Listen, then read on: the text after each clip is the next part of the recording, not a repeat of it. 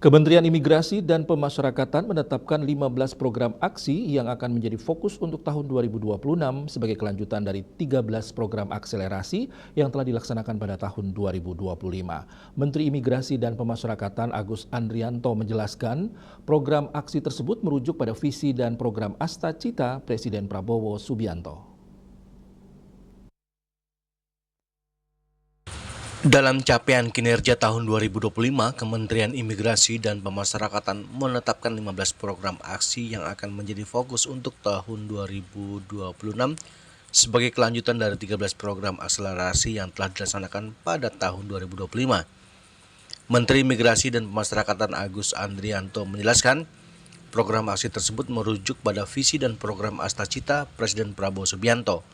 Ia menjelaskan, program-program aksi tersebut tersebar di Direktorat Jenderal Imigrasi, Ditjen Pemasyarakatan, Sekretariat Jenderal Kemenimipas, hingga Badan Pengembangan Sumber Daya Manusia.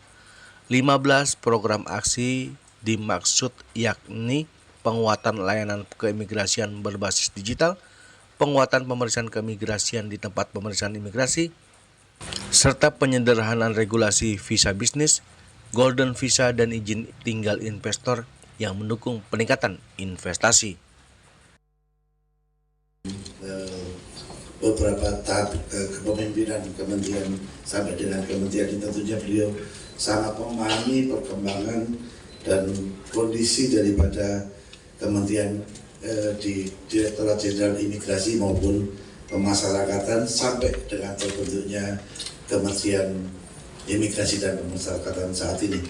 Dan hari ini sudah disampaikan capaian kinerjanya oleh Pak Sekjen tadi dengan berbagai capaian yang sudah diperoleh. Tentunya ini merupakan kerja keras seluruh pegawai di lingkungan Kementerian Imigrasi yang terdiri dari teman-teman di lingkungan Direktorat Jenderal Imigrasi maupun teman-teman yang ada di Direktorat Jenderal Pemasyarakatan. Kelebihan atau hasil kinerja yang baik adalah merupakan hal yang seharusnya mereka kerjakan.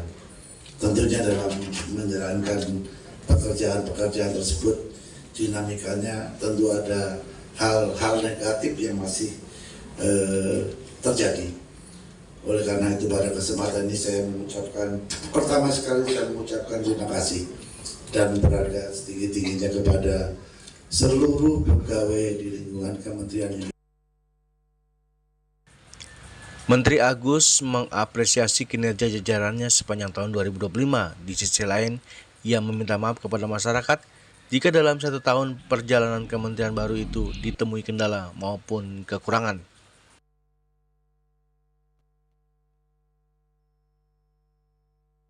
Dari Jakarta, Juli Soeharto dan Ketut Sumadiasa melaporkan.